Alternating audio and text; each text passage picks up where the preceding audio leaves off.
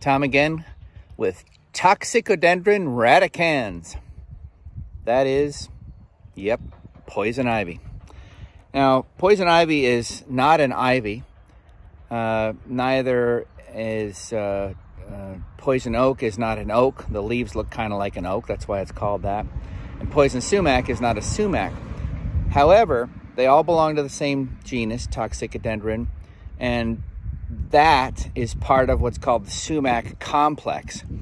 Complex means that the taxonomy scientists have decided that it needs to be studied more. There's some discussion and argument about whether or not rus, which is sumac, belongs to Toxicodendron, or whether Toxicodendron belongs to rus as a subspecies, etc., etc. Suffice it to say that poison ivy is one of the most successful vines that I've ever seen.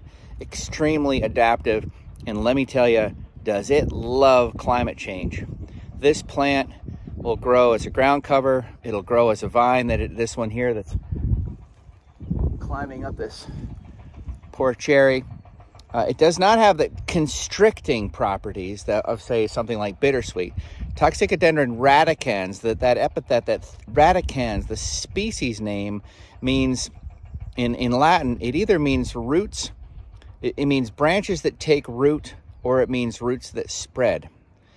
I would say that either of those are true, because I certainly have seen this plant spread itself vegetatively by rooting out of its vines, or just spreading, period. Yeah, it does both. So Toxicodendron includes poison ivy, includes poison oak, includes poison sumac. All of those are extremely allergenic. That's the word. They have this You-ROO-shee-oll that makes most of us itch like crazy. So it's a very good idea to understand these things. This must look kind of strange with this finger appearing from the bottom of the screen here. Poison ivy is no fun.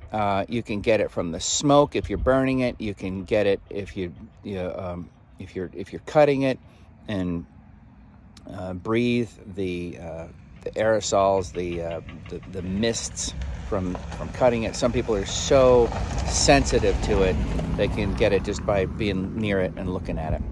So that's poison ivy. Great fall color, native plant. Edible berries, but not to us. Please don't eat this. Please.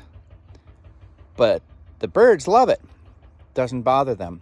So it's an important part of our ecosystem. It is a native vine. Oh, I was talking about bittersweet. This one doesn't constrict, but it has those little spreading tendrils. It'll climb up just about anything, and that's part of how you identify it.